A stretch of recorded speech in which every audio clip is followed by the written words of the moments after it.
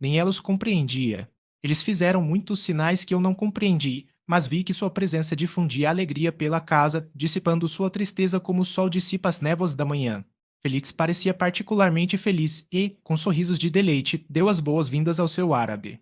Agatha, a sempre gentil Agatha, beijou as mãos da adorável estranha e, apontando para seu irmão, fez sinais que me pareceram significar que ele havia estado triste até que ela chegasse. Algumas horas se passaram assim, enquanto eles, por suas expressões, manifestavam alegria cuja causa eu não compreendia.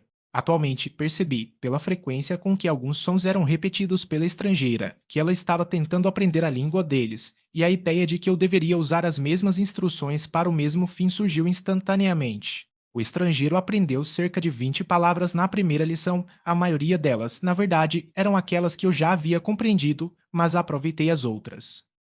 Com a chegada da noite, a gata e o árabe se retiraram cedo. Ao se separarem, Félix beijou a mão da estranha e disse: Boa noite, querida Safi.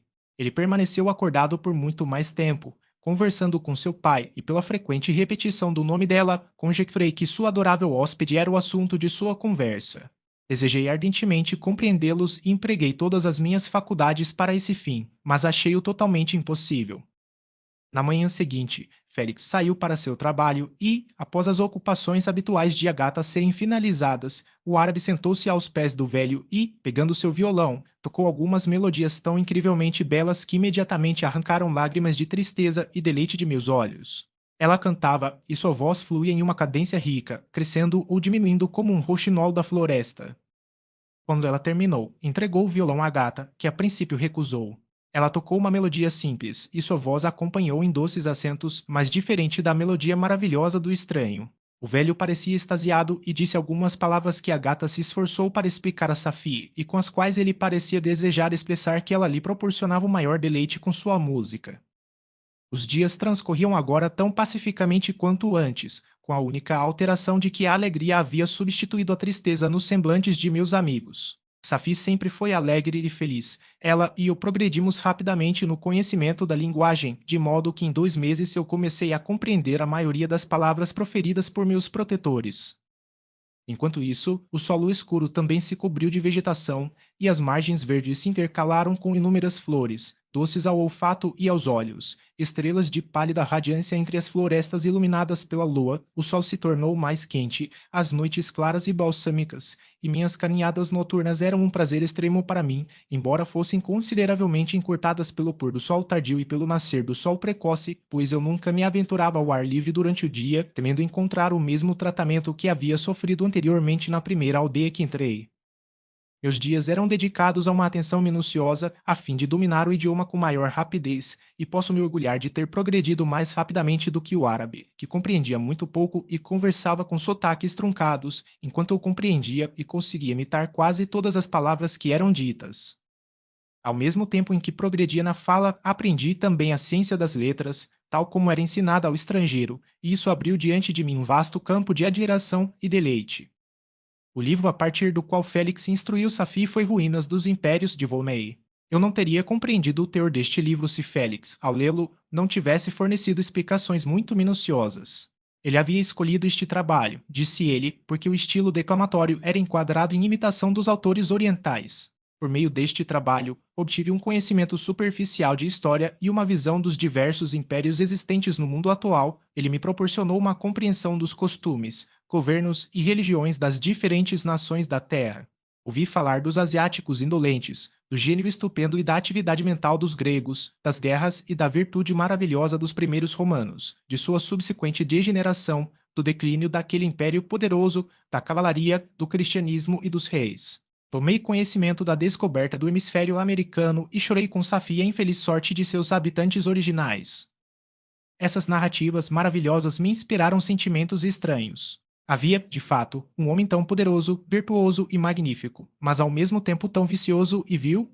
Ele aparecia, em um momento, como um mero rebento do princípio do mal e, em outro, como tudo o que se pode conceber de nobre e divino. Ser um homem grandioso e virtuoso parecia a mais alta honra que pode caber a um ser sensível, servil e vicioso, como muitos na história foram, parecia a mais baixa degradação, uma condição mais abjeta do que a da toupeira cega ou do verme inofensivo. Por muito tempo, Não consegui conceber como um homem poderia sair para assassinar seu semelhante, ou mesmo porque existiam leis e governos. Mas, quando ouvi detalhes de vícios e derramamento de sangue, minha admiração cessou e me afastei com desgosto e repulsa. Cada conversa dos moradores agora me revelava novas maravilhas. Enquanto eu ouvia as instruções que Félix concedia ao árabe, o estranho sistema da sociedade humana me foi explicado. Ouvi falar da divisão de propriedades de imensa riqueza e pobreza extrema, de hierarquia, linhagem e sangue nobre. As palavras me induziram a voltar-me para mim mesmo. Aprendi que as posses mais estimadas por seus semelhantes eram uma sentença elevada e imaculada unida à riqueza. Um homem poderia ser respeitado com apenas uma dessas vantagens, mas sem nenhuma delas era considerado, exceto em casos muito raros, um vagabundo e um escravo fadado a desperdiçar seus poderes para o lucro dos poucos escolhidos. E o que eu era? De minha criação e criador eu era absolutamente ignorante, mas sabia que não possuía dinheiro, amigos ou qualquer tipo de propriedade.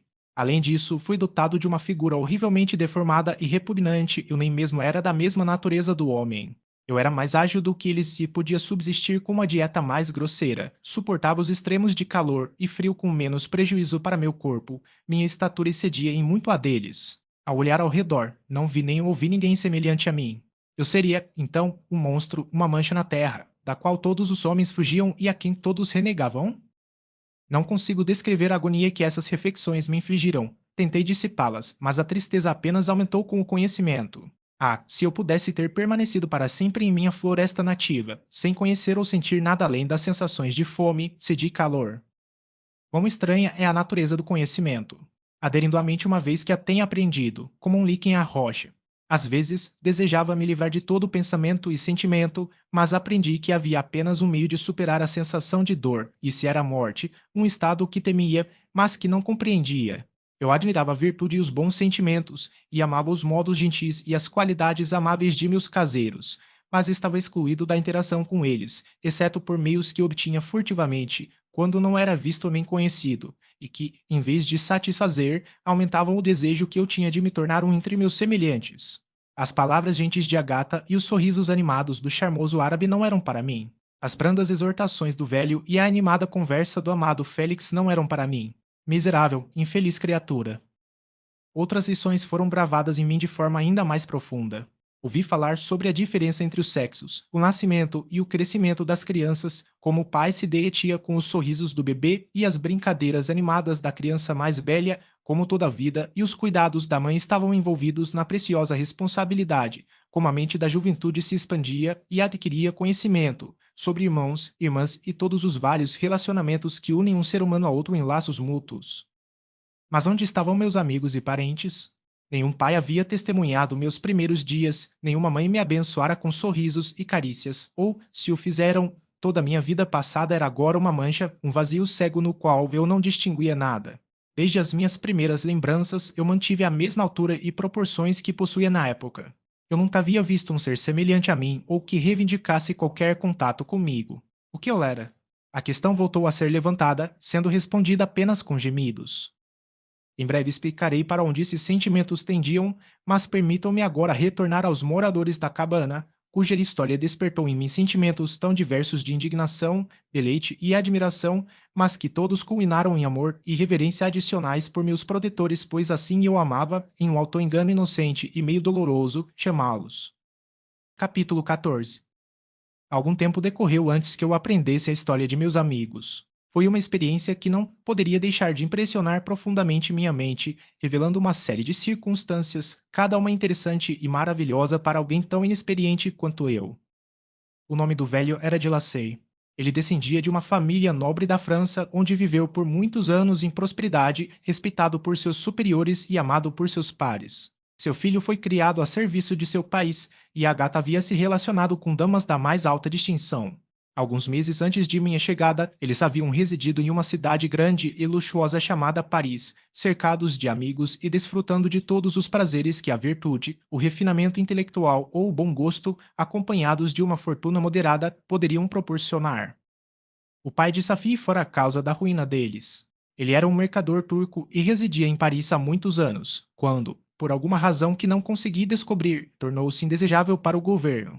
Ele foi preso e lançado na prisão no mesmo dia em que Safi chegou de Constantinopla para se juntar a ele. Ele foi julgado e condenado à morte. A injustiça de sua sentença foi muito flagrante, toda Paris ficou indignada, e julgou-se que sua religião e riqueza, em vez do crime alegado contra ele, foram a causa de sua condenação. Félix havia estado presente por acidente no julgamento, seu horror e indignação foram incontroláveis ao ouvir a decisão do tribunal. Ele fez, naquele momento, um solene voto de libertá-lo e, em seguida, olhou em volta em busca dos meios. Após inúmeras tentativas infrutíferas de obter acesso à prisão, ele encontrou uma janela fortemente gradeada em uma parte desprotegida do edifício, que iluminava a masmorra do infeliz muçulmano, que, carregado de correntes, aguardava desesperado a execução da sentença bárbara. Félix visitou a grade à noite e comunicou ao prisioneiro suas intenções favoráveis. O turco, maravilhado e encantado, esforçou-se por infamar o zelo de seu libertador com promessas de recompensa e riqueza. Félix rejeitou suas ofertas com desprezo, mas, ao ver a encantadora Safie, que tinha permissão para visitar seu pai e que, por meio de gestos, expressava sua viva gratidão, o jovem não pôde deixar de reconhecer para si mesmo que a cativa possuía um tesouro que recompensaria plenamente seu trabalho e risco. O turco percebeu rapidamente a impressão que sua filha havia causado no coração de Félix e se esforçou para assegurá-lo mais completamente em seus interesses, prometendo a mão dela em casamento assim que ele fosse levado a um lugar seguro. Félix era delicado demais para aceitar essa oferta, mas ansiava pela probabilidade do evento como a consumação de sua felicidade.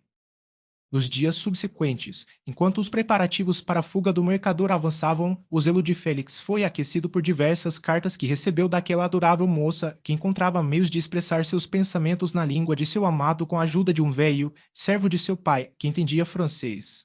Ela agradeceu-lhe nos termos mais fervorosos pelos serviços que pretendia prestar a seu pai e, ao mesmo tempo, lamentou gentilmente sua própria sorte. Tenho cópias dessas cartas, pois encontrei meios, durante minha residência na cabana, de obter os instrumentos de escrita, e as cartas estavam frequentemente nas mãos de Félix ou Agatha. Antes de partir, eu lhes darei os documentos, eles comprovarão a veracidade de minha história, mas, no momento, como o sol já se pôs bastante, só terei tempo de lhes repetir o essencial deles. Safi relatou que sua mãe era uma árabe cristã, apreendida e escravizada pelos turcos. Recomendada por sua beleza, ela havia conquistado o coração do pai de Safi, que a desposou. A jovem falou em termos entusiásticos e exaltados sobre sua mãe, que, nascida em liberdade, desprezava a escravidão a qual fora reduzida.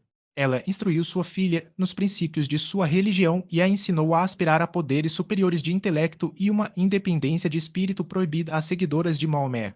Esta senhora faleceu, mas suas lições foram indelevelmente gravadas na mente de Safi, que adoeceu com a perspectiva de retornar à Ásia e ser novamente confinada dentro dos muros de um harém, autorizada apenas a ocupar-se com diversões infantis, inadequadas ao temperamento de sua alma, agora acostumada a grandes ideias e a uma nobre emulação pela virtude. A perspectiva de se casar com um cristão e permanecer em um país onde as mulheres podiam ascender na sociedade era encantadora. O dia para a execução do turco foi fixado, mas na noite anterior a ela ele deixou sua prisão e, antes do amanhecer, estava a muitas léguas de Paris. Felix havia obtido passaportes em nome de seu pai, irmã e dele próprio. Ele havia comunicado previamente seu plano ao primeiro, que auxiliou o engano ao deixar sua casa sob a alegação de uma viagem e se escondeu, com sua filha, em uma parte obscura de Paris. Félix conduziu os fugitivos através da França até Lyon e, cruzando o Monte Cenis, até Livorno, onde o mercador decidira aguardar uma oportunidade favorável para passar a alguma parte dos domínios turcos. Safi resolveu permanecer com seu pai até o momento de sua partida, antes do qual o turco renovou sua promessa de que ela seria unida ao seu libertador, e Félix permaneceu com eles na expectativa desse evento, e, nesse ínterim, desfrutou da companhia da árabe que demonstrou por ele a mais simples e terna afeição. Eles conversaram entre si por meio de um intérprete e às vezes com a interpretação de olhares, e Safi cantava para ele as áreas divinas de seu país natal. O turco permitiu que essa intimidade ocorresse e alimentou as esperanças dos jovens amantes, enquanto em seu coração havia concebido planos bem diferentes. Ele detestava a ideia de que sua filha se unisse a um cristão, mas temia o ressentimento de Félix caso parecesse indiferente, pois sabia que ainda estava sob o poder de seu libertador, caso este optasse por entregá-lo ao estado italiano em que habitavam. Ele arquitetou 1000 planos pelos quais seria capaz de prolongar o engano até que não fosse mais necessário e, secretamente, levar sua filha consigo quando partisse. Seus planos foram facilitados pelas notícias que chegaram de Paris. O governo francês ficou extremamente indignado com a fuga de sua vítima e não poupou esforços para detectar e punir seu libertador. A trama de Félix foi rapidamente descoberta e de Lacey e Agatha foram lançados na prisão. A notícia chegou a Félix e o despertou de seu sonho de prazer. Seu pai cego e idoso e sua gentil irmã jaziam em uma masmorra insalubre enquanto ele desfrutava do ar livre e da companhia daquela quem amava. Essa ideia foi uma tortura para ele. Ele rapidamente combinou com o turco que, caso este encontrasse uma oportunidade favorável para escapar antes que Felix pudesse retornar à Itália, Safi permaneceria como pensionista em um convento em Livorno. Então, deixando o adorável árabe, ele se apressou a Paris e se entregou à vingança da lei, esperando libertar de Lacey e Agatha por meio dessa ação. Ele não obteve sucesso. Eles permaneceram confinados por 5 meses antes do julgamento, cujo resultado os privou de sua fortuna e os condenou a um exílio perpétuo de sua terra natal. Eles encontraram um asilo miserável na casa de campo na Alemanha, onde eu os descobri.